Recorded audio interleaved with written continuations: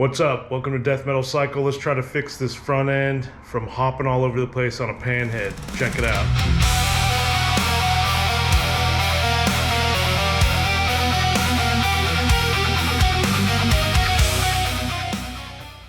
Alright, this is my panhead chopper. If you haven't seen the video, I'll put in the end of the video on what bike this is and all that, and how I got it and what's going on with it. But I got it and the guy told me it was hopping pretty bad, and he redid some stuff, but I'm gonna get into it in a minute. So I've been riding this thing, it's breaking in, it's been hopping really bad, so I did some stuff to it. I took the original tire I got with it off, the tire and rim, and got it trued. That made it a little bit better actually, which was kind of led me down the wrong hole. And then I said, screw it, I'm gonna put a rim on here that I know is good. So I put this 21 on it, deleted all the front brakes and all that stuff because it's in the way. I put this on here and it's still doing it, hopping motion. I kind of rode like that, and then the freaking headlight popped off just from the hopping being so bad. And so I've been kind of hesitant to ride this thing. So I put a bunch of miles on it the other day just to break it in. I don't know, 40, 50 miles or whatever. And it's still kind of, it's not bad, but it's enough to kind of go through, and then it'll be fine. But what I notice is the fork tubes are weeping. You can see there's some oil, debris, whatever. And so I gotta fix it. I can't keep riding this thing like that. It's just banging the bike around. I want it to be smooth enough to where it's not, I don't have to worry about all the small stuff. And at this point, if everything's just gonna rattle off of it and the motor will be fine, it's gonna piss me off basically. Okay, so let's go over this. So at first I thought it was the rim and tire. It's not. Next, my theory was maybe the axles bent, which it still might be. That's kind of the last thing I'm gonna do. And I have another one for this setup. And that's kind of the easy way to fix it. But I'm gonna go the way I think it is. I think because it's leaking off the tubes there out of the seals are brand new. So either the seals are wrong in there, which I'm gonna check, or at least they're pushed in there right, or there's too much or too little fluid in there. So let me know in the comments after you've heard me talk about this what you think it is, because I'm on the fence on both. So at first I thought it was too much. So too much, there's not enough air pocket in there, it's just full of fluid, and it would cause it to be rigid basically. And that's kind of what I was thinking. Maybe I'm just going with the road and it's bleeding the leftovers out of the seals, and that's got to be what it is. But the more I think about it and the more I kind of looked it up on the fake Google, whatever that is, deep dived all over the place, it seems like because it's not hopping or jarring, it's really subtle and like slow, like a hop, but like with the tire basically. I think it's going with the springs. So it's not enough oil. It's just sitting on the springs, but just enough not to bang when I hit a pothole or whatever. That's what would lead me to believe that it's not enough oil, is because it would be banging, just decompressing so much it's just hitting the two components together and not really riding on the spring. But it's just enough fluid to where it's just riding on the springs only. You need fluid and springs put together to make these ride right. If it's just riding on fluid, it's gonna be rigid. If it's gonna be riding on the springs, you're gonna be bouncy. I think that's what I'm doing. I think I'm just bouncing with the tire. There's no dampener action in there, like killing that vibration or whatever you wanna call it. So what I'm gonna do today is drain these to see how much fluid's actually in them and what type of fluid, and try to put some new fluid in. I have type E, which I use on my Sportsters, but I think I need something different. So we're gonna try to get that, which is gonna be hit or miss. I might even put the Type E in there just to see if it works. And the other thing is, I don't really know what year this setup is. I thought it was like an early, before the 70s setup, maybe 60s or something. And I haven't really been able to find online what the differences are, but I think this is like a 70s. And there's a big difference in fluid types and how much they use. So what I'm gathering is these are supposed to have like 7 ounces of fluid. And the newer, I'm pointing at another one because I have a newer one over there. And the newer ones are like 12 or 10 to 12. So it's like 4 extra fluid ounces basically. Let me know in the comments what you think. I don't know, we're all learning. And the other thing with this is the debate of extra length in your tube and how much more volume you need. I heard all kinds of things. I heard 1/4 to 1/2 ounce more per inch of tube or something like that. The other thing which I kind of believe is it doesn't matter how much longer the tube is, you just put whatever stock is and maybe a 1/2 ounce in there for fun. I don't know, because you're trying to use it for the spring and not just like the whole tube.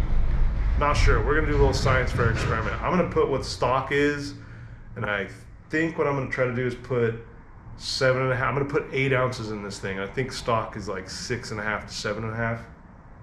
These tubes are 4 over, so I'm gonna put, I probably should put 7.5, but I'll probably put 8 and we'll see what happens. So yeah, let's drain this and we'll poke around and figure it out. Okay, so I don't even know if this is the drain. We're gonna find out together. I'm just kind of assuming that this is gonna drain it. Normally, I've only worked on Sportster 34 or 5, whatever the hell they are. And there's a bolt on the bottom that you gotta pull. And, well, you see it, that's what it needs. Let's see how much comes out. Oh, man, I don't know. It seems like a lot, actually. That's the type of oil. I don't know if you could see it. Seems pretty thin. Yeah, it's still going. That seems like a lot of oil. Maybe that's too much, but I don't really know. I thought a shot glass was a couple ounces, and that seems like it might have filled up a couple of shots. Yeah, I'm starting to think this thing had way too much oil. I'm gonna let this drain, pop the other side off, push these up and down, try to get it all out, and do my homework on what type of oil this is. And try to find a measuring cup. That's the other thing. All right, I got the caps off the top of the tubes. I got a nut, or I got the plug in this side.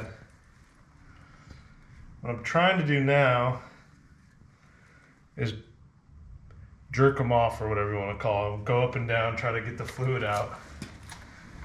They aren't moving much. Kind of weird. See that? I can't. I'm just lifting the bike off the ground. So what I'm thinking is I'm probably good. What I'm gonna do is drop the bike down off the scissor jack. Maybe that'll give it some compression. Maybe I'll give it a couple of pushes, and then I'll do it on the other side. And what else? That should be it. And then let's fill this thing up. Okay, so I got it all buttoned up on the bottom end. Drained a bunch out and should be empty enough. I'm not going to get too crazy. But to fill these up, I used to get whatever the old kitchen provided. But I happened to get this squirt bottle that you can use for graffiti. I mean, you can use for cooking or whatever. and it goes perfectly to 8 ounces. It's got the lines on, I don't know if you can see it. But this brand I'm using is Spectro. It's made for oil, for your forks and all that. I'm gonna show it to you in a minute. But what I'm gonna do is stick this in the fork, let it drain, ×2, cap it up, and I think this has gone fast enough to where we can go give it a test run. So let's put this in there. Okay, so there's the hole. There's the oil. Pretty exciting stuff. Probably gonna take forever because the oil is thick and the hole is small. Yep. There's probably a better way to do this, but this is the way I like doing it.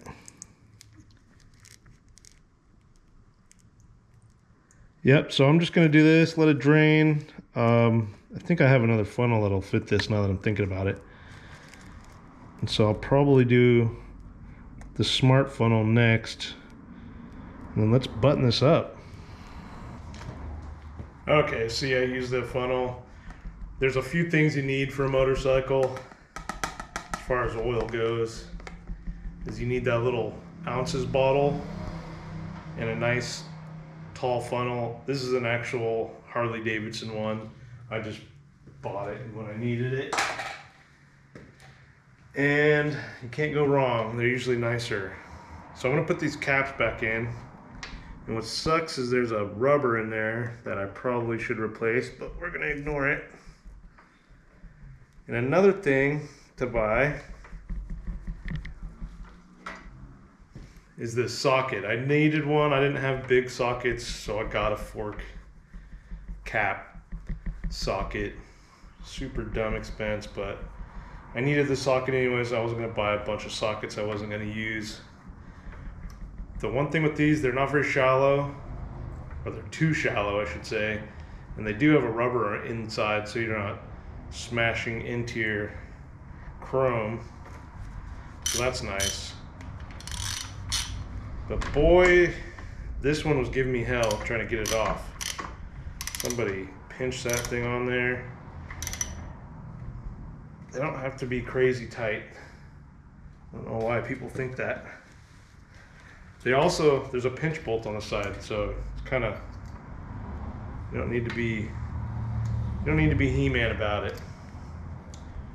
Okay, I'm gonna tighten these up, and then I'm feeling pretty antsy. Let's go try to ride.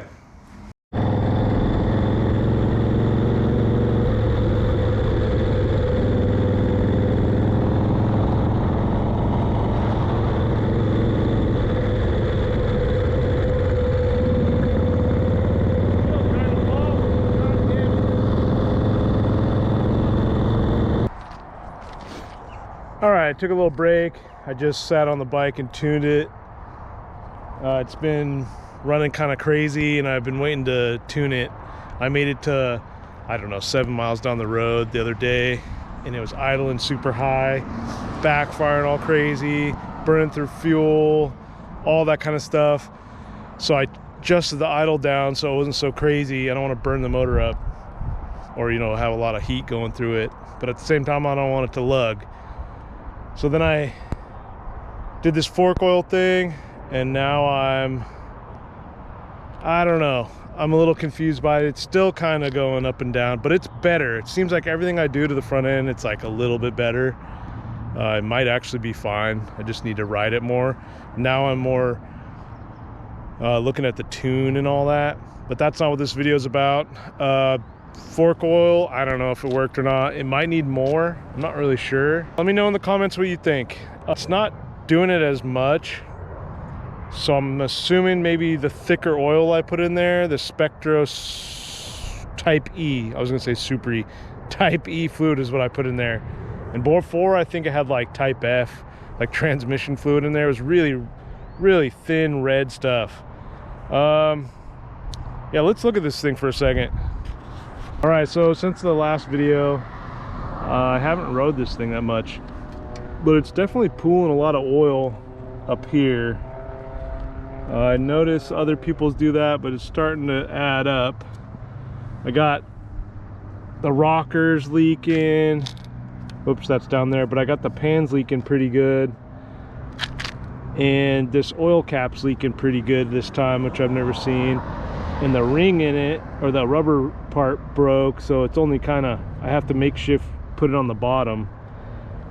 Yeah, it's kind of leaking a lot around these bolts. I already tightened these bottom ones, and I don't want to do it again.